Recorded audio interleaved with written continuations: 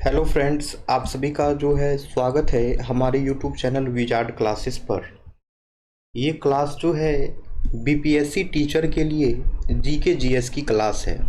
ठीक है, GK GS का क्लास जो है स्टार्ट कर रहे हैं। आज के सेशन का पहला क्वेश्चन है, अटॉर्नी जनरल ऑफ इंडिया की नियुक्ति कौन करता है। ठीक है, अटॉर्नी जनरल ऑफ इंडिया की नियुक्ति जो है कौन करता है। तो इसका आंसर जो है वो हो जाएगा भारत के राष्ट्रपति। यानी भारत के राष्ट्रपति जो हैं वो अटॉर्नी जनरल की जो है नियुक्ति करते हैं। भारत के राष्ट्रपति जो हैं वो अटॉर्नी जनरल ऑफ इंडिया की जो है नियुक्ति करते हैं। अब है, अटॉर्नी जनरल भारत सरकार के किस अंग के प्रमुख विधि सलाहकार होते हैं। अटॉर्नी जनरल जो है भारत सरकार के किस अंग के जो हैं प्रमुख विधि सलाहकार होते हैं। तो ये हो जाएगा कार्यपालिका। ये हो जाएगा कार्यपालिका। यानी कि अटॉर्नी जनरल जो हैं भारत सरकार के कार्यपालिका के जो हैं प्रमुख विधि सलाहकार होते हैं। अब है, अटॉर्नी जनरल किस अनुच्छेद के अंतर्गत जो है नियुक्त किए जाते हैं। भारत के जो अटॉर्नी जनरल होते हैं वो कौन से अनुच्छेद के द्वारा जो है नियुक्त किए जाते हैं। तो इसका आंसर हो जाएगा अनुच्छेद 76। यानी भारत के अटॉर्नी जनरल जो हैं वो अनुच्छेद 76 के अंतर्गत जो है नियुक्त किए जाते हैं। अब है, अटॉर्नी जनरल संसद में क्या कर सकते हैं। अटॉर्नी जनरल जो है वो संसद में क्या कर सकते हैं। ऑप्शन ए है भाग ले सकते हैं और वोट कर सकते हैं। ऑप्शन बी है केवल देख सकते हैं। ऑप्शन सी है भाग ले सकते हैं लेकिन वोट नहीं कर सकते हैं। ऑप्शन डी है मतदान कर सकते हैं लेकिन बोल नहीं सकते हैं। तो इसका करेक्ट आंसर हो जाएगा भाग ले सकते हैं लेकिन वोट नहीं कर सकते हैं। यानी अटॉर्नी जनरल जो हैं वो संसद में भाग ले सकते हैं लेकिन वोट नहीं कर सकते हैं। ठीक है। अब है, अटॉर्नी जनरल किसकी सलाह पर राष्ट्रपति द्वारा नियुक्त किए जाते हैं। अटॉर्नी जनरल जो है किसकी सलाह पर राष्ट्रपति द्वारा नियुक्त होते हैं। ऑप्शन ए है राज्यसभा। ऑप्शन बी है प्रधानमंत्री। ऑप्शन सी है उपराष्ट्रपति। ऑप्शन डी है लोकसभा अध्यक्ष। तो इसका करेक्ट आंसर हो जाएगा प्रधानमंत्री। यानी भारत के जो अटॉर्नी जनरल होते हैं वो प्रधानमंत्री की सलाह पर राष्ट्रपति द्वारा नियुक्त होते हैं। अटॉर्नी जनरल जो है दोस्तों प्रधानमंत्री की सलाह पर राष्ट्रपति के द्वारा जो है नियुक्त किए जाते हैं। अब है, अटॉर्नी जनरल का जो है कार्यकाल कितने वर्षों का होता है। तो ये हो जाएगा संविधान में निर्दिष्ट नहीं है। अटॉर्नी जनरल का कार्यकाल कितने वर्षों का होगा यह जो है संविधान में निर्दिष्ट नहीं है। अब है, कौन सा पद जो है भारत सरकार का सर्वोच्च विधिक अधिकारी, यानी कौन सा पद जो है भारत सरकार का चीफ लीगल ऑफिसर होता है। ऑप्शन ए है सॉलिसिटर जनरल। ऑप्शन बी है लॉ सेक्रेटरी। ऑप्शन सी है अटॉर्नी जनरल। ऑप्शन डी है चीफ जस्टिस। तो इसका करेक्ट आंसर हो जाएगा अटॉर्नी जनरल। इसका करेक्ट आंसर हो जाएगा अटॉर्नी जनरल। यानी भारत सरकार में जो है अटॉर्नी जनरल का पद जो है वो सर्वोच्च विधिक अधिकारी होता है। भारत सरकार में अटॉर्नी जनरल का पद जो है वो सर्वोच्च विधिक अधिकारी होता है भारत सरकार का। यानी कि वो जो है भारत सरकार का चीफ लीगल ऑफिसर होता है। अब है, अटॉर्नी जनरल किस न्यायालय में भारत सरकार की ओर से केस लड़ सकते हैं। अटॉर्नी जनरल जो है किस न्यायालय में भारत सरकार की ओर से केस लड़ सकते हैं। ऑप्शन ए है केवल सुप्रीम कोर्ट। ऑप्शन बी है केवल हाई कोर्ट, ऑप्शन सी है सभी न्यायालय में, ऑप्शन डी है केवल जिला न्यायालय में। तो इसका करेक्ट आंसर हो जाएगा सभी न्यायालय में। यानी अटॉर्नी जनरल जो हैं वो भारत सरकार की ओर से सभी न्यायालय में केस लड़ सकते हैं। यानी अटॉर्नी जनरल जो हैं वो भारत सरकार की ओर से सभी न्यायालय में जो है केस लड़ सकते हैं। अब है अटॉर्नी जनरल को जो है कौन हटा सकता है। अटॉर्नी जनरल को जो है उनके पद से कौन हटा सकता है। ऑप्शन ए है संसद, ऑप्शन बी है राष्ट्रपति, ऑप्शन सी है प्रधानमंत्री, ऑप्शन डी है सुप्रीम कोर्ट। तो इसका करेक्ट आंसर हो जाएगा राष्ट्रपति। यानी कि अटॉर्नी जनरल को जो है उनके पद से केवल राष्ट्रपति ही हटा सकता है। यानी अटॉर्नी जनरल को जो है उनके पद से केवल राष्ट्रपति ही जो है हटा सकता है। अब है भारत के अटॉर्नी जनरल बनने के लिए न्यूनतम योग्यता क्या चाहिए। भारत के अटॉर्नी जनरल बनने के लिए जो है न्यूनतम योग्यता क्या चाहिए। ऑप्शन ए है कम से कम 15 वर्ष की विधिक सेवा, ऑप्शन बी है सुप्रीम कोर्ट के न्यायाधीश बनने की योग्यता, ऑप्शन सी है उच्च न्यायालय में जज बनने की योग्यता, ऑप्शन डी है राज्यपाल की सलाह। तो इसका करेक्ट आंसर हो जाएगा सुप्रीम कोर्ट के न्यायाधीश बनने की योग्यता। यानी कि भारत के अटॉर्नी जनरल बनने की न्यूनतम योग्यता जो है वो क्या होना चाहिए, तो वो जो वो हो जाएगा सुप्रीम कोर्ट के न्यायाधीश बनने की जो योग्यता होगी। सुप्रीम कोर्ट के न्यायाधीश बनने की जो योग्यता होगी वही मिनिमम योग्यता जो है भारत के अटॉर्नी जनरल बनने के लिए भी चाहिए।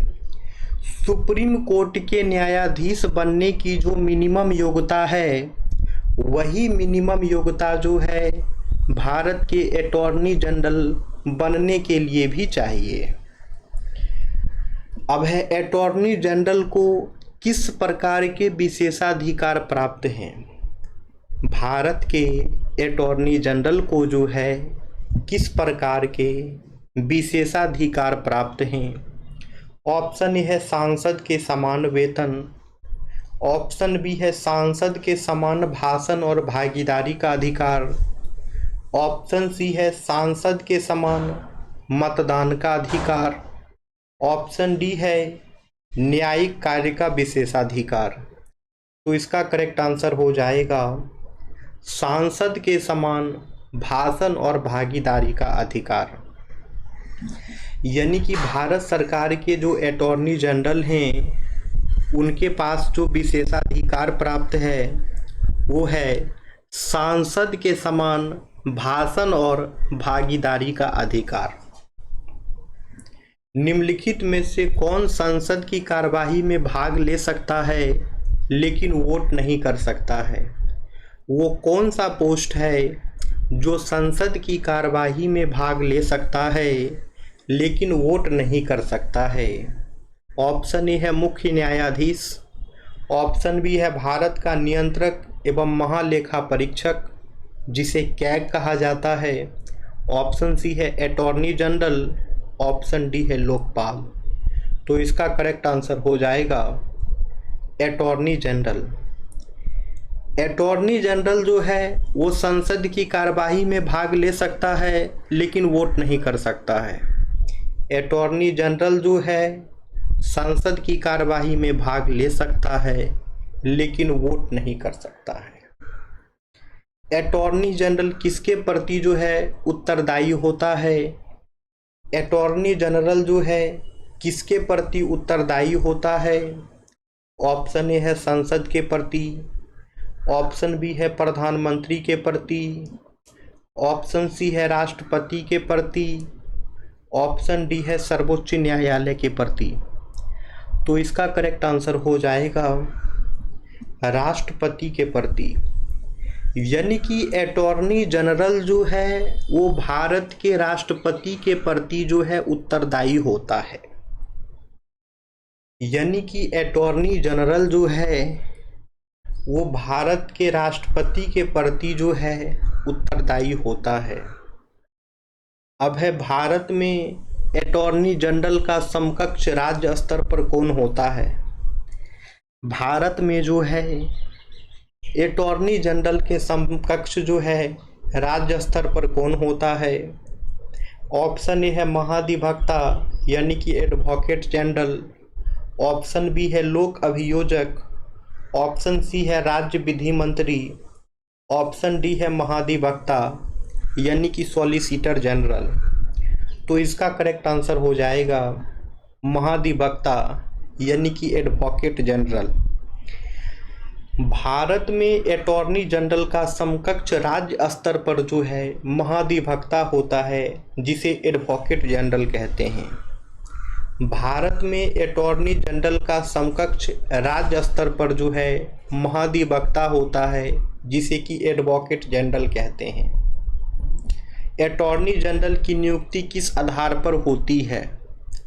अटॉर्नी जनरल की नियुक्ति यानी अटॉर्नी जनरल की रिक्रूटमेंट जो है किस आधार पर होती है। ऑप्शन ए है लोक सेवा आयोग की सिफारिश पर, ऑप्शन बी है प्रधानमंत्री की सिफारिश पर राष्ट्रपति द्वारा, ऑप्शन सी है राज्यपाल की अनुशंसा पर, ऑप्शन डी है सुप्रीम कोर्ट के निर्णय से। तो इसका करेक्ट आंसर हो जाएगा प्रधानमंत्री की सिफारिश पर राष्ट्रपति द्वारा। अटॉर्नी जनरल की नियुक्ति जो है प्रधानमंत्री की सिफारिश पर राष्ट्रपति द्वारा की जाती है। अटॉर्नी जनरल की नियुक्ति जो है प्रधानमंत्री की सिफारिश पर राष्ट्रपति के द्वारा की जाती है। अब है क्या अटॉर्नी जनरल को किसी निजी केस की पैरवी करने की अनुमति है। क्या अटॉर्नी जनरल को किसी निजी केस की पैरवी करने की अनुमति है।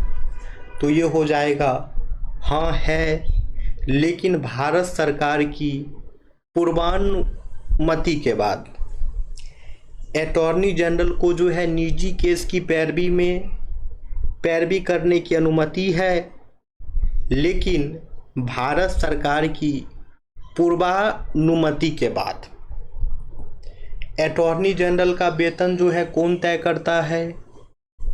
अटॉर्नी जनरल का वेतन जो है वो कौन तय करता है। ऑप्शन ए है संसद, ऑप्शन बी है राष्ट्रपति, ऑप्शन सी है विधि मंत्रालय, ऑप्शन डी है भारत सरकार। तो इसका करेक्ट आंसर हो जाएगा संसद। यानी अटॉर्नी जनरल का वेतन जो है वो संसद तय करता है। अटॉर्नी जनरल का वेतन जो है वो जो है संसद तय करता है। अटॉर्नी जनरल संसद की किस सदन की कार्यवाही में भाग ले सकता है। ऑप्शन ए है केवल लोकसभा, ऑप्शन बी है केवल राज्यसभा, ऑप्शन सी है दोनों सदन में, ऑप्शन डी है किसी भी सदन में नहीं। तो इसका करेक्ट आंसर हो जाएगा दोनों सदनों में। यानी अटॉर्नी जनरल जो है वो संसद के दोनों सदनों में जो है कार्यवाही में भाग ले सकता है। यानी कि अटॉर्नी जनरल जो है संसद के दोनों सदनों की कार्यवाही में जो है भाग ले सकता है। अटॉर्नी जनरल का संवैधानिक दर्जा किस देश की व्यवस्था से प्रेरित है। तो अटॉर्नी जनरल का संवैधानिक दर्जा जो है वो ब्रिटेन की व्यवस्था से प्रेरित है। अटॉर्नी जनरल का संवैधानिक दर्जा जो है वो ब्रिटेन देश की व्यवस्था से जो है प्रेरित है। अटॉर्नी जनरल के पास कौन से अधिकार जो है नहीं होते हैं। अटॉर्नी जनरल के पास जो है कौन से अधिकार नहीं होते हैं। ऑप्शन ए है संसद में भाषण देने का, ऑप्शन बी है संसद की समितियों में भाग लेने का, ऑप्शन सी है संसद में मतदान करने का, ऑप्शन डी है भारत सरकार को कानूनी सलाह देने का। तो इसका करेक्ट आंसर जो है वो हो जाएगा संसद में मतदान करने का। यानी अटॉर्नी जनरल के पास जो है वो संसद में मतदान करने का अधिकार नहीं है। यानी कि अटॉर्नी जनरल के पास जो है संसद में सिर्फ भाग लेने का अधिकार है, लेकिन मतदान नहीं कर सकते हैं। ठीक है, तो अटॉर्नी जनरल जो है संसद में भाषण भी दे सकते हैं, संसद की समितियों में भाग भी ले सकते हैं, भारत सरकार को जो है कानूनी सलाह भी दे सकते हैं, लेकिन अटॉर्नी जनरल जो है वो संसद में मतदान नहीं करेंगे। यदि अटॉर्नी जनरल त्यागपत्र देना चाहे तो वह किसे संबोधित करेगा? यदि अटॉर्नी जनरल जो है त्यागपत्र देना चाहे तो वह किसे संबोधित करेगा? ऑप्शन ए है प्रधानमंत्री को, ऑप्शन बी है मुख्य न्यायाधीश को, ऑप्शन सी है राष्ट्रपति को, ऑप्शन डी है संसद को।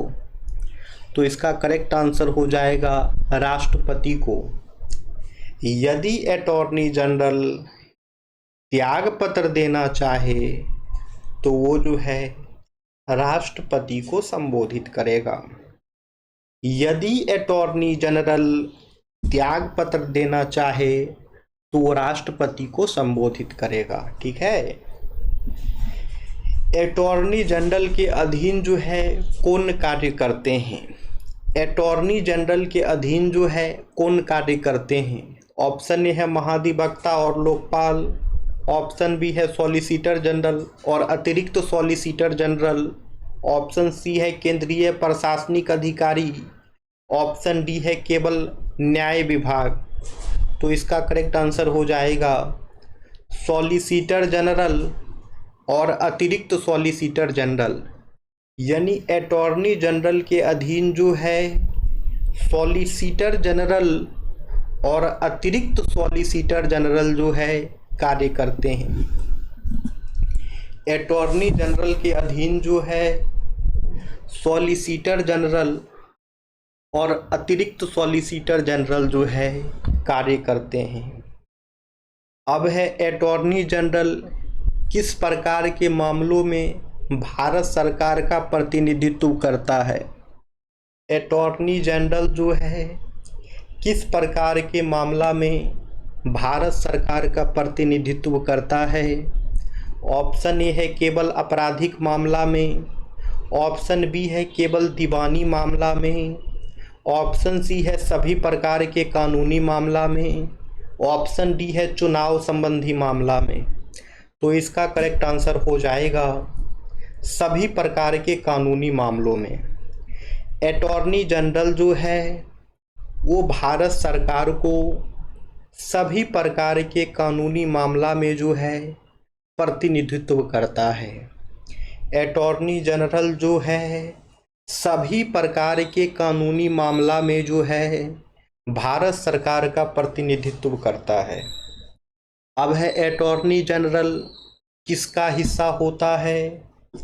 अटॉर्नी जनरल जो है वह किसका हिस्सा होता है?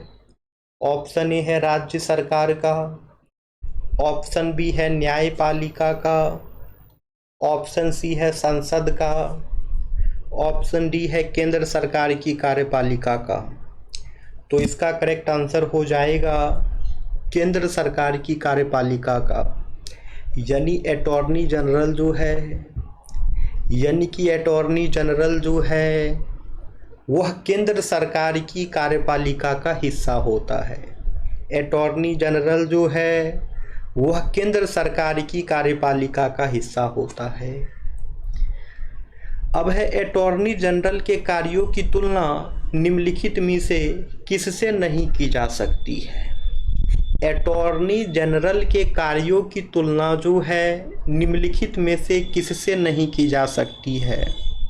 ऑप्शन ए है ब्रिटिश क्राउन के लॉ ऑफिसर, ऑप्शन बी है राज्यपाल के एडवोकेट जनरल, ऑप्शन सी है संसद के सदस्य, ऑप्शन डी है केंद्र सरकार के मुख्य कानूनी सलाहकार। तो इसका करेक्ट आंसर हो जाएगा संसद के सदस्य। यानी कि अटॉर्नी जनरल के कार्यों की तुलना जो है वो संसद के सदस्य से नहीं की जा सकती है, लेकिन ब्रिटिश क्राउन के लॉ ऑफिसर से की जा सकती है, राज्य के एडवोकेट जनरल से की जा सकती है और केंद्र सरकार के मुख्य कानूनी सलाहकार से की जा सकती है। यदि संसद में अटॉर्नी जनरल को किसी मुद्दे पर बोलने के लिए आमंत्रित किया जाता है तो वह क्या कर सकता है? यदि संसद में अटॉर्नी जनरल को किसी मुद्दे पर बोलने के लिए आमंत्रित किया जाता है तो वह क्या कर सकता है? ऑप्शन ए है बोल सकता है और वोट भी दे सकता है। ऑप्शन बी है सिर्फ सुन सकता है। ऑप्शन सी है केवल बोल सकता है, वोट नहीं कर सकता है। ऑप्शन डी है भाग नहीं ले सकता। तो इसका करेक्ट आंसर हो जाएगा केवल बोल सकता है, वोट नहीं कर सकता है। यदि संसद में अटॉर्नी जनरल को किसी मुद्दे पर बोलने के लिए आमंत्रित किया जाए तो वह जो है केवल बोल सकता है लेकिन वोट नहीं कर सकता है। निम्नलिखित में से कौन सा कथन जो है सही है? निम्नलिखित में से कौन सा कथन जो सही है? पहला कथन है अटॉर्नी जनरल न्यायिक पद होता है। ऑप्शन बी है अटॉर्नी जनरल संसद का सदस्य होता है। अटॉर्नी जनरल संवैधानिक पद है। ऑप्शन डी है अटॉर्नी जनरल राज्यसभा अध्यक्ष को रिपोर्ट करता है। तो इसका करेक्ट आंसर हो जाएगा अटॉर्नी जनरल जो है संवैधानिक पद है। इसका करेक्ट आंसर हो जाएगा अटॉर्नी जनरल जो है संवैधानिक पद है। अब है भारत में सॉलिसिटर जनरल की संवैधानिक स्थिति क्या है? भारत में सॉलिसिटर जनरल की संवैधानिक स्थिति क्या है? ऑप्शन ए है संवैधानिक पद है। ऑप्शन बी है न्यायिक पद है। ऑप्शन सी है कार्यपालिका का पद है लेकिन गैर संवैधानिक है। ऑप्शन डी है संसद द्वारा निर्वाचित पद है। तो इसका करेक्ट आंसर हो जाएगा कार्यपालिका का पद है लेकिन गैर संवैधानिक है। भारत में सॉलिसिटर जनरल की संवैधानिक स्थिति जो है वह कार्यपालिका का पद है लेकिन गैर संवैधानिक है। अटॉर्नी जनरल संसद की अस्थाई समितियों में भाग ले सकता है, तो ये हो जाएगा हाँ भाग ले सकता है लेकिन वोट नहीं कर सकता है। अटॉर्नी जनरल जो है संसद की अस्थाई समितियों में जो है भाग ले सकता है लेकिन वोट नहीं कर सकता है। अटॉर्नी जनरल किसे कानूनी सलाह नहीं देते हैं? अटॉर्नी जनरल जो है किसे कानूनी सलाह नहीं देते हैं? तो ये हो जाएगा राज्यपाल को। अटॉर्नी जनरल जो है वो राज्यपाल को कानूनी सलाह नहीं देते हैं। अटॉर्नी जनरल जो है वो राज्यपाल को कानूनी सलाह नहीं देते हैं। बाकी अटॉर्नी जनरल राष्ट्रपति को भी कानूनी सलाह देते हैं। अटॉर्नी जनरल केंद्र सरकार को भी कानूनी सलाह देते हैं और अटॉर्नी जनरल जो है संसद को भी कानूनी सलाह देते हैं। लेकिन राज्य के जो राज्यपाल होते हैं उनको कानूनी सलाह जो है अटॉर्नी जनरल नहीं देते हैं। अब निम्नलिखित में से किस पद के साथ जो है अटॉर्नी जनरल की तुलना नहीं की जा सकती है? तो ये हो जाएगा भारत के नियंत्रक एवं महालेखा परीक्षक, यानी कि भारत के जो कैग होते हैं उनसे जो है अटॉर्नी जनरल की तुलना नहीं की जा सकती है। अटॉर्नी जनरल की तुलना जो है वह यूके के लॉ ऑफिसर से की जा सकती है, अमेरिका के सॉलिसिटर जनरल से की जा सकती है और भारत के एडवोकेट जनरल से जो है, इन सभी से भारत के अटॉर्नी जनरल की तुलना की जा सकती है। लेकिन भारत के नियंत्रक एवं महालेखा परीक्षक जो हैं जिसे कैग कहते हैं उससे जो है अटॉर्नी जनरल की तुलना नहीं कर सकते हैं। अब है अटॉर्नी जनरल की शक्तियों का प्रयोग किसके निर्देशानुसार किया जाता है?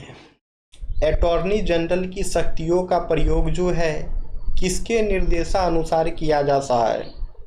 तो ये हो जाएगा भारत सरकार।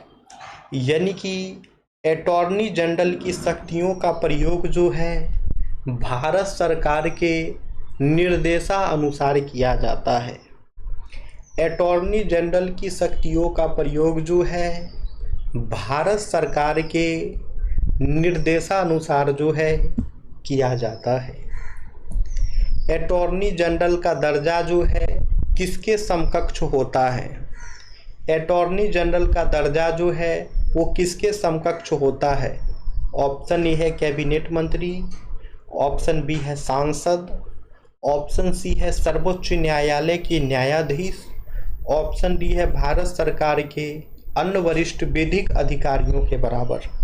तो इसका करेक्ट आंसर हो जाएगा भारत सरकार के अन्य वरिष्ठ विधिक अधिकारियों के बराबर। अटॉर्नी जनरल का दर्जा जो है वह भारत सरकार के अन्य वरिष्ठ विधिक अधिकारियों के बराबर होता है। अटॉर्नी जनरल का दर्जा जो है भारत सरकार के अन्य वरिष्ठ विधिक अधिकारियों के बराबर होता है। अब है अटॉर्नी जनरल का मुख्य कार्य क्या है? ऑप्शन ए है कानून बनाना, ऑप्शन बी है बजट बनाना, ऑप्शन सी है भारत सरकार को कानूनी सलाह देना, ऑप्शन डी है संसद की अध्यक्षता करना। तो इसका करेक्ट आंसर हो जाएगा भारत सरकार को कानूनी सलाह देना। भारत सरकार को कानूनी सलाह देना जो है अटॉर्नी जनरल का मुख्य कार्य होगा। भारत सरकार को कानूनी सलाह देना जो है भारत सरकार को कानूनी सलाह देना जो है अटॉर्नी जनरल का मुख्य कार्य होता है। यदि अटॉर्नी जनरल त्यागपत्र देना चाहे तो वह किसे जो है अपना त्यागपत्र सौंप सकता है? यदि अटॉर्नी जनरल अपना त्यागपत्र देना चाहे तो वह किसे जो है अपना त्यागपत्र सौंप सकता है? ऑप्शन ए है प्रधानमंत्री को, ऑप्शन बी है राष्ट्रपति को, ऑप्शन सी है संसद को, ऑप्शन डी है लोकसभा अध्यक्ष को। तो इसका करेक्ट आंसर हो जाएगा राष्ट्रपति को। इसका करेक्ट आंसर हो जाएगा राष्ट्रपति को। यानी यदि अटॉर्नी जनरल जो है त्यागपत्र देना चाहे, यदि अटॉर्नी जनरल जो है त्यागपत्र देना चाहे तो वह अपना त्यागपत्र जो है भारत के राष्ट्रपति को जो है सौंप सकता है। किस संवैधानिक संशोधन द्वारा संविधान में मौलिक कर्तव्य जोड़े गए हैं? तो अभी तक जो है दोस्तों हमने अटॉर्नी जनरल के बारे में बहुत सारे क्वेश्चन को डिस्कस किया। अब आते हैं दूसरे टॉपिक के क्वेश्चन पे। अब इससे रिलेटेड भी क्वेश्चन को किया जाएगा।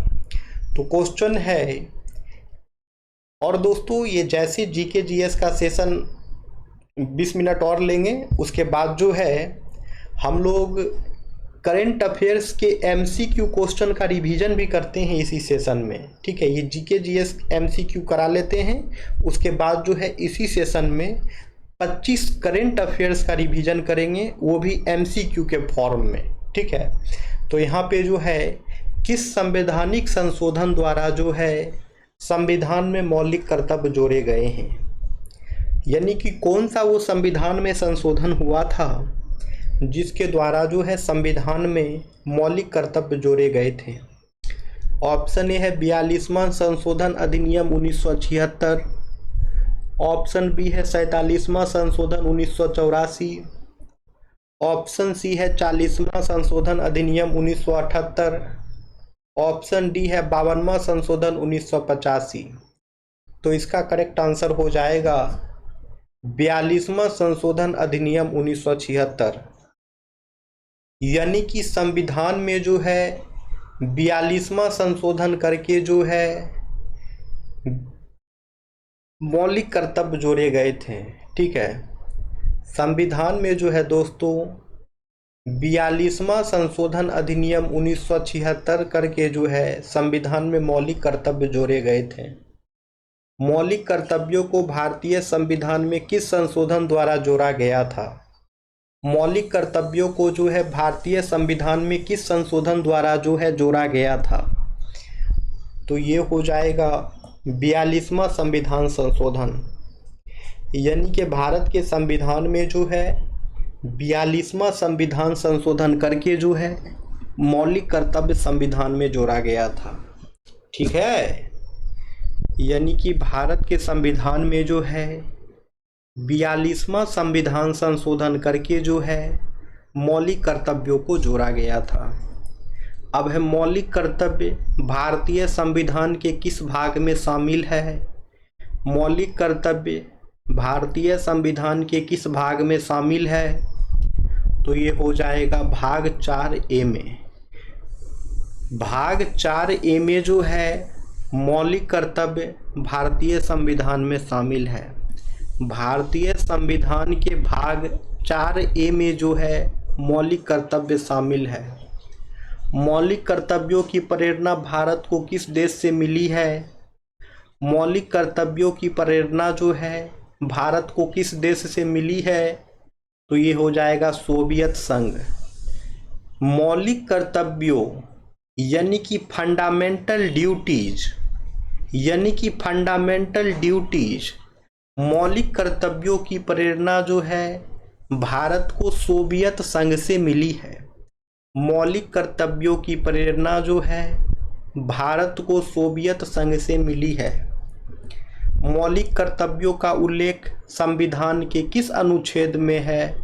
मौलिक कर्तव्यों का उल्लेख जो है संविधान के किस अनुच्छेद में है?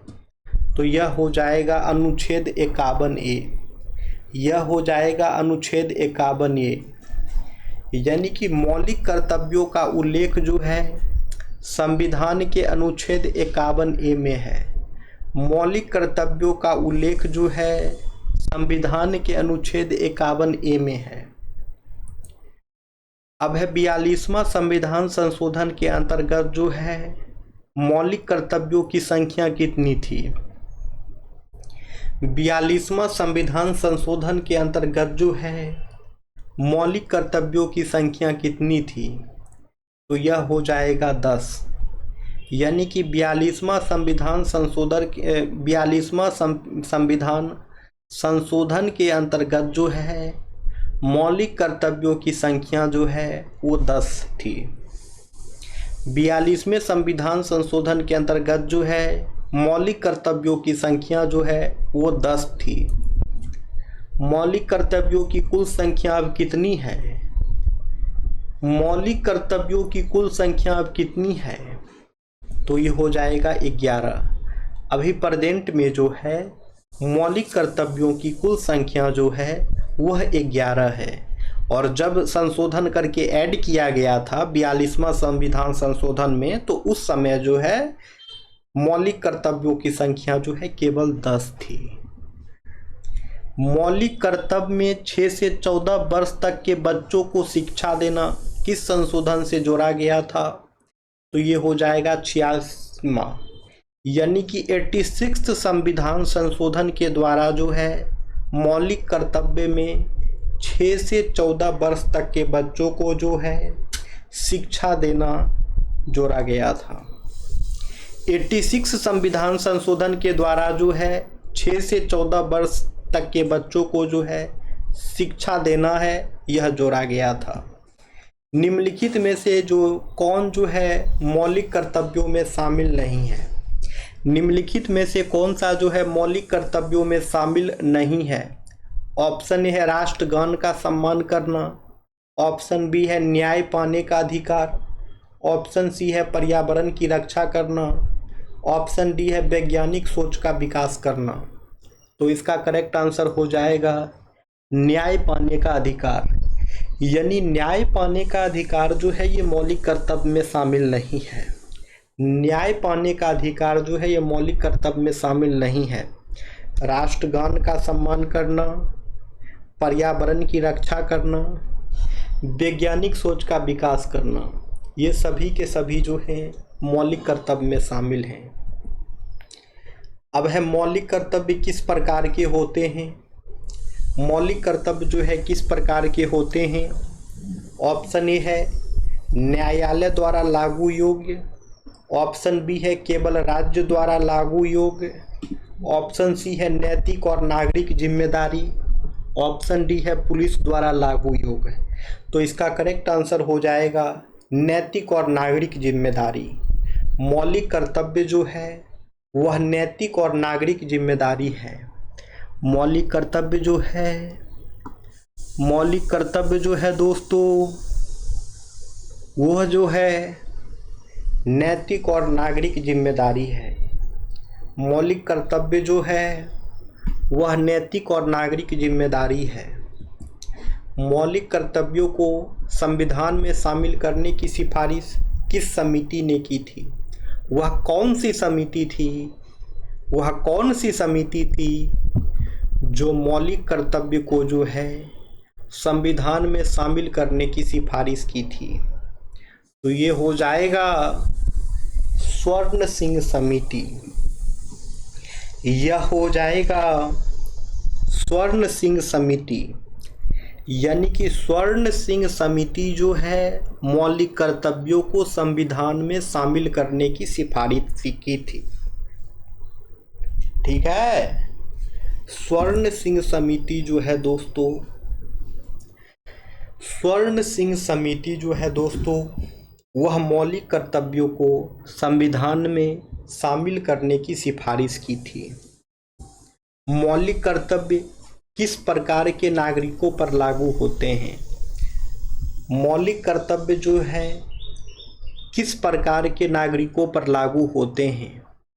ऑप्शन ए है केवल सरकारी कर्मचारियों पर, ऑप्शन बी है केवल विधायकों पर, ऑप्शन सी है केवल वयस्क नागरिकों पर, ऑप्शन डी है सभी भारतीय नागरिकों पर। तो इसका करेक्ट आंसर हो जाएगा सभी भारतीय नागरिकों पर, यानी मौलिक कर्तव्य जो है सभी भारतीय नागरिकों पर जो है लागू होते हैं। ठीक है, यानी मौलिक कर्तव्य जो हैं सभी भारतीय नागरिकों पर जो है लागू होते हैं। अब है मौलिक कर्तव्यों की न्यायिक व्याख्या जो है किस ऐतिहासिक मामले में हुई थी? मौलिक कर्तव्यों की न्यायिक व्याख्या जो है किस ऐतिहासिक मामले में हुई थी? तो ये हो जाएगा केशवानंद भारती बनाम राज्य। मौलिक कर्तव्यों की न्यायिक व्याख्या जो है वो केशवानंद भारती बनाम राज्य ऐतिहासिक मामले में हुई थी। मौलिक कर्तव्यों की अवहेलना पर क्या दंड निर्धारित है? अगर आप मौलिक कर्तव्य की अवहेलना करते हैं तो कौन सा दंड मिलेगा? तो ऑप्शन है सीधे सजा का प्रावधान है, ऑप्शन बी है संविधान में कोई दंड नहीं है, ऑप्शन सी है न्यायालय मौलिक अधिकार छीन सकता है, ऑप्शन डी है पुलिस केस दर्ज करती है। करेक्ट आंसर हो जाएगा संविधान में कोई दंड नहीं है, यानी मौलिक कर्तव्यों की अवहेलना पर जो है संविधान में कोई दंड नहीं है, यानी कि मौलिक कर्तव्यों की अवहेलना पर जो है संविधान में कोई दंड जो है निर्धारित नहीं है। अब है मौलिक कर्तव्यों में से एक है वैज्ञानिक सोच और मानवतावादी दृष्टिकोण का विकास। यह किस अनुच्छेद में है? तो यह जो है अनुच्छेद 51A के H में है। मौलिक कर्तव्यों में से एक है वैज्ञानिक सोच और मानवतावादी दृष्टिकोण का विकास। यह किस अनुच्छेद में है? तो यह जो है अनुच्छेद 51A के H में है। ठीक है, अब है निम्नलिखित में से कौन सा कथन सही है? ऑप्शन ए है मौलिक कर्तव्य न्यायालय में परिवर्तनीय नहीं है, ऑप्शन बी है मौलिक कर्तव्य राजनीति के निर्देशक सिद्धांतों में शामिल है, ऑप्शन सी है मौलिक कर्तव्य नागरिकों पर बाध्यकारी नहीं है, ऑप्शन डी है मौलिक कर्तव्य केवल संविधान की प्रस्तावना में है। तो करेक्ट आंसर हो जाएगा मौलिक कर्तव्य न्यायालय में परिवर्तनीय नहीं है। ठीक है, मौलिक कर्तव्य जो है न्यायालय में जो है परिवर्तनीय नहीं है। संविधान में मौलिक कर्तव्यों को जोड़ने का प्रमुख उद्देश्य क्या था? संविधान में जो है मौलिक कर्तव्यों का जोड़ने का प्रमुख उद्देश्य क्या था? ऑप्शन ए है मौलिक अधिकारों को सीमित करना, ऑप्शन बी है नागरिकों में नैतिक भावना को बढ़ाना, ऑप्शन सी है संसद की शक्तियां बढ़ाना, ऑप्शन डी है न्यायपालिका को शक्तिहीन करना। तो इसका करेक्ट आंसर हो जाएगा नागरिकों में नैतिक भावना को बढ़ाना। संविधान में मौलिक कर्तव्य को जोड़ने का प्रमुख उद्देश्य जो था वह नागरिकों में नैतिक भावना को बढ़ाना था। संविधान में मौलिक कर्तव्यों का जोड़ने का प्रमुख उद्देश्य जो था वह नागरिकों में नैतिक भावना को जो है बढ़ाना था। अब है किस मौलिक कर्तव्य का संबंध जो है प्राकृतिक पर्यावरण की रक्षा से है? तो यह हो जाएगा 51A का जी। किस मौलिक कर्तव्य का संबंध जो है प्राकृतिक पर्यावरण की रक्षा से है? तो ये हो जाएगा 51A का जी। किस अनुच्छेद के अंतर्गत जो है यह कर्तव्य है कि भारत की संप्रभुता, एकता और अखंडता की रक्षा की जाए? तो यह हो जाएगा अनुच्छेद 51A का सी। अनुच्छेद 51A के सी में है कि यह कर्तव्य है कि भारत की संप्रभुता, एकता और अखंडता की रक्षा की जाए। अब है मौलिक कर्तव्यों को लागू कराने की पहल कौन कर सकता है? मौलिक कर्तव्यों को लागू कराने की पहल जो है कौन कर सकता है? तो यह हो जाएगा राज्य विधायिका कानून बनाकर। राज्य विधायिका जो है कानून बनाकर मौलिक कर्तव्यों को लागू कराने की पहल कर सकता है। राज्य विधायिका कानून बनाकर जो है राज्य विधायिका जो है वह कानून बनाकर मौलिक कर्तव्यों को लागू करने की पहल कर सकता है। अब है मौलिक कर्तव्यों की सूची संविधान में किस अनुच्छेद के खंड में दी गई है? तो यह हो जाएगा अनुच्छेद 51A से लेके अनुच्छेद 51A के ए से लेकर के अनुच्छेद 51A के तक जो है मौलिक कर्तव्यों की सूची जो है संविधान के अनुच्छेद में खंड की गई है। मौलिक कर्तव्यों की सूची जो है संविधान के अनुच्छेद 51A के ए से लेकर के 51A के तक जो है मौलिक कर्तव्यों दी गई है भारतीय संविधान में। अब है भारत के नागरिकों को संविधान के अनुसार पर्यावरण की रक्षा करना अनिवार्य है। तो इसका आंसर देख लीजिए। तो ये हो जाएगा ए और आर दोनों सही है और आर ए की सही व्याख्या करता है। यानी कि भारत के नागरिकों को संविधान के अनुसार पर्यावरण की रक्षा करना अनिवार्य है और फिर है पर्यावरण संरक्षण को मौलिक कर्तव्यों में शामिल किया गया है। तो स्टेटमेंट भी सही है और रीजन भी सही है। ठीक है, यानी भारत के नागरिकों को संविधान के अनुसार पर्यावरण की रक्षा करना जो है अनिवार्य है और पर्यावरण संरक्षण को मौलिक कर्तव्यों में शामिल किया गया है। दोनों सही है। अब है रीजन और एसर्शन देखिए, तो इसका आंसर ही देख लीजिए। तो ए सही है लेकिन आर गलत है। यानी कि भारत में मौलिक कर्तव्यों को न्यायालय में लागू नहीं किया जा सकता है क्योंकि वे केवल राज्य की नीति है, नागरिकों पर बाध्यकारी नहीं है। तो ए सही हो जाएगा, आर गलत है। अब है 86 संविधान संशोधन 2002 द्वारा जोड़ा गया 11वां मौलिक कर्तव्य क्या है?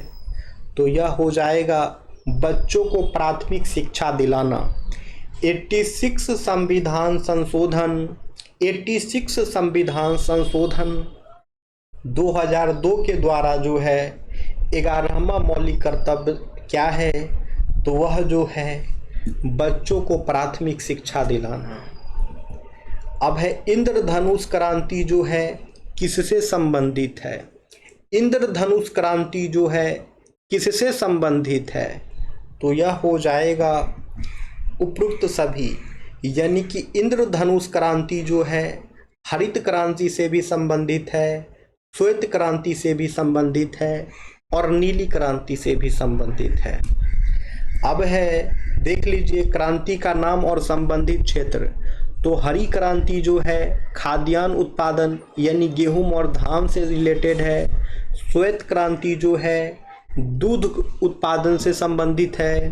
नीली क्रांति जो है मत्स्य पालन से संबंधित है। पीली क्रांति जो है तिलहन उत्पादन से संबंधित है। लाल क्रांति जो है मांस और टमाटर उत्पादन से संबंधित है। जामुनी क्रांति जो है प्याज और शुष्क कृषि से संबंधित है। काली क्रांति जो है पेट्रोलियम उत्पादन से संबंधित है। सुनहरी क्रांति जो है बागवान और शहद उत्पादन से संबंधित है। तो दोस्तों आप लोग ये सारे क्रांति को अच्छे से याद कर लीजिएगा, क्योंकि कल का जो MCQ क्वेश्चन लाएंगे इस क्रांति से रिलेटेड बहुत सारे MCQ क्वेश्चन होने वाले हैं। ठीक है, तो चलिए अब स्टार्ट करते हैं हम करेंट अफेयर्स की क्लासेस, क्योंकि करेंट अफेयर्स का भी रिवीजन करना बहुत ज़रूरी होता है। तो इस कारण से अपने इसी सेशन में जो है करेंट अफेयर्स को ऐड कर दिए हैं। ठीक है, तो अभी जो है हम लोग 25 करेंट अफेयर्स को जो है डिस्कस करेंगे। 25 करेंट अफेयर्स का जो है रिवीजन करेंगे अभी, जो कि जनवरी माह का होगा। जनवरी महीने का 25 करेंट अफेयर्स जो है अभी रिवीजन करेंगे इसी क्लास में। चलिए तो स्टार्ट करते हैं। ठीक है, तो क्वेश्चन है भारत के गणतंत्र दिवस 2025 के भारत के गणतंत्र दिवस की थीम क्या थी? तो यह थी स्वर्णिम भारत विरासत और विकास। 2025 के गणतंत्र दिवस की थीम क्या थी? तो स्वर्णिम भारत विरासत और विकास। अब है 2025 के गणतंत्र दिवस के मुख्य अतिथि कौन थे? 2025 के गणतंत्र दिवस के मुख्य अतिथि कौन थे? तो ये हो जाएंगे इंडोनेशिया के राष्ट्रपति प्रबोवो सुबियांतो। इंडोनेशिया के राष्ट्रपति प्रबोवो सुबियांतो जो है 2025 के गणतंत्र दिवस के मुख्य अतिथि थे। अब है गणतंत्र दिवस की परेड में पहली बार किस विदेशी देश की सैन्य टुकड़ी शामिल हुई? तो इंडोनेशिया। गणतंत्र दिवस की परेड में पहली बार किस विदेशी देश की सैन्य टुकड़ी शामिल हुई? इंडोनेशिया। 26 जनवरी का चयन गणतंत्र दिवस के लिए क्यों किया गया था? देखिए दोस्तों, करंट के साथ साथ उस टॉपिक से स्टैटिक क्वेश्चन भी ऐड कर दिए हैं, जिससे और मज़ा आ जाएगा क्वेश्चन करने में। तो पूछ रहा है, बताइए 26 जनवरी का चयन जो है गणतंत्र दिवस के लिए क्यों किया गया था? क्योंकि भारतीय संविधान लागू होने की तिथि 26 जनवरी 1950 और 1930 में जो है पूर्ण स्वराज का ऐलान, तो यही रीजन जो है 26 जनवरी का चयन जो है गणतंत्र दिवस के लिए किया गया था। अब है डेटा प्रोटेक्शन डे किस दिन मनाया जाता है? डेटा प्रोटेक्शन डे किस दिन मनाया जाता है? 28 जनवरी को। 28 जनवरी को जो है डेटा प्रोटेक्शन डे मनाया जाता है। वर्ल्ड लेप्रोसी डे 2025 की थीम क्या थी? तो unite act eliminate. Unite act eliminate world leprosy day 2025 की थीम थी। इंडिया में वर्ल्ड लेप्रोसी डे किस तिथि को मनाया जाता है? तो 30 जनवरी। 30 जनवरी 30 जनवरी को जो है इंडिया में वर्ल्ड लेप्रोसी डे मनाया जाता है। वर्ल्ड लेप्रोसी डे 2025 का उद्देश्य क्या है? तो कुष्ठ रोग के इलाज और कलंक हटाने के लिए जागरूकता फैलाना। कुष्ठ रोग के इलाज और कलंक हटाने के लिए जागरूकता फैलाना जो है वर्ल्ड लेप्रोसी डे 2025 का उद्देश्य है।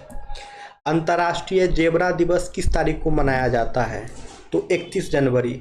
31 जनवरी 31 जनवरी को जो है अंतर्राष्ट्रीय जेब्रा दिवस मनाया जाता है। हॉकी इंडिया ने हॉकी बिहार की मान्यता कब रद्द की थी? तो दिसंबर 2024। दिसंबर 2024 में हॉकी इंडिया ने हॉकी बिहार की मान्यता रद्द की।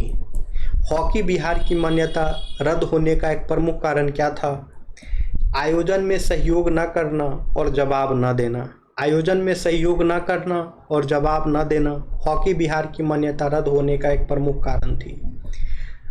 द्रोणाचार्य पुरस्कार प्राप्त करने वाले हॉकी कोच कौन थे? तो संदीप सांगवान। संदीप सांगवान जो है द्रोणाचार्य पुरस्कार प्राप्त करने वाले हॉकी कोच थे। वेब्स 2025 सम्मेलन भारत में पहली बार किस शहर में आयोजित किया गया था? तो यह हो जाएगा मुंबई। यह हो जाएगा मुंबई।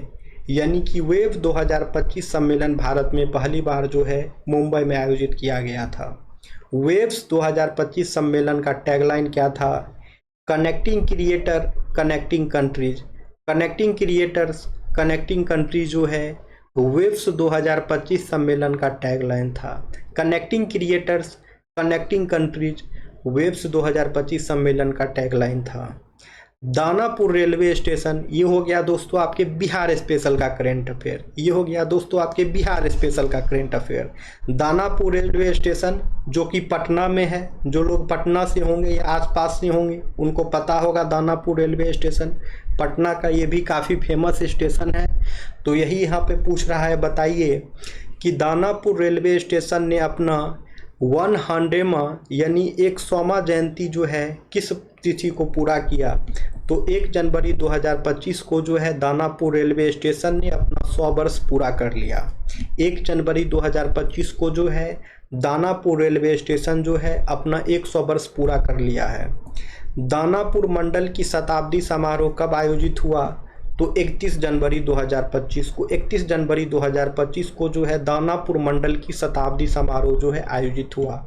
दानापुर मंडल की 100 वर्षगांठ कार्यक्रम स्थल कौन सा था। तो जगजीवन स्टेडियम खगौल, वहीं पे एक जगजीवन स्टेडियम है खगौल, वहीं जो है दानापुर मंडल की 100 वर्षगांठ कार्यक्रम जो है हुआ था। अब है सूर्य किरण 18 अभ्यास कब और कहाँ आयोजित हुआ। तो 31 जनवरी से 13 जनवरी साल झांडी नेपाल में आयोजित हुआ। सूर्य किरण 18 अभ्यास जो है 31 दिसंबर 2024 से 13 जनवरी 2025 के बीच जो है साल झांडी नेपाल में हुआ। भारतीय सेना की कौन सी यूनिट जो है सूर्यकिरण 18 में शामिल थी। तो 11th Gorkha rifle battalion, 11th Gorkha rifle battalion जो है भारतीय सेना की सूर्यकिरण 18 में शामिल थी। 11th गोरखा राइफल बटालियन जो है भारतीय सेना की सूर्यकिरण 18 में शामिल थी। One nation one subscription scheme को कब कैबिनेट को मंजूरी मिली। तो नवंबर 2024 में। One nation one subscription scheme को कब कैबिनेट की मंजूरी मिली। नवंबर 2024 में। भारत में पहला कोस्टलाइन वेदर बर्ड सेंसस कब और कहाँ किया गया। तो 3 से 5 जनवरी 2025 Jamnagar marine national park and sanctuary में। भारत में पहला कोस्टलाइन वेदर बर्ड सेंसस कब और कहाँ आयोजित किया गया। तो 3 से 5 जनवरी 2025 जामनगर मैरीन नेशनल पार्क और सेंचुरी में। जामनगर मैरीन नेशनल पार्क की एक अनूठी खासियत क्या है। तो यहाँ के लोग टाइड पर पैदल चल सकते हैं, स्क्यूबा डाइविंग की ज़रूरत नहीं है। जामनगर मैरीन नेशनल पार्क की एक अनूठी खासियत क्या है। तो यहाँ जो है लोग लो टाइड पर पैदल चल सकते हैं, स्क्यूबा डाइविंग की ज़रूरत नहीं है। बिहार में CAA के तहत पहला नागरिकता प्रमाण पत्र किसे जारी किया गया था। बिहार में CAA के तहत जो है पहला नागरिकता प्रमाण पत्र जो है किसे जारी किया गया। तो सुमित्रा रानी साहा जो कि 60 वर्ष की आरा की निवासी हैं। बिहार में CAA के तहत जो है पहला नागरिकता प्रमाण पत्र जो है सुमित्रा रानी साहा को प्राप्त की गई है, दी गई है, जो कि आरा की निवासी हैं। सुमित्रा रानी साहा किस देश से आकर भारत में बस गई थी। तो बांग्लादेश से। बांग्लादेश से जो है सुमित्रा रानी साहा जो है आकर के भारत में बस गई थी। एक्सरसाइज बरूना 2025 कब और कहाँ आयोजित हुई। तो ये है 19 से 22 मार्च के बीच अरब सागर में। एक्सरसाइज बरूना 2020 कब और कहाँ आयोजित हुई। एक्सरसाइज बरूना 2025 जो है कब और कहाँ आयोजित हुई। तो 19 से 22 मार्च 2025 अरब सागर में। अब है ये क्वेश्चन जो है आप लोग को होमवर्क देंगे और सेशन को एंड करेंगे। तो क्वेश्चन है भारत का पहला राज्य कौन सा बना जिसने अपने वन पारिस्थितिकी सेवाओं को ग्रीन GDP से जोड़ा। भारत का पहला राज्य कौन बना जिसने अपने वन पारिस्थितिकी सेवाओं को जो है ग्रीन GDP से जोड़ा। तो ये क्वेश्चन जो है आप लोगों का होमवर्क है दोस्तों।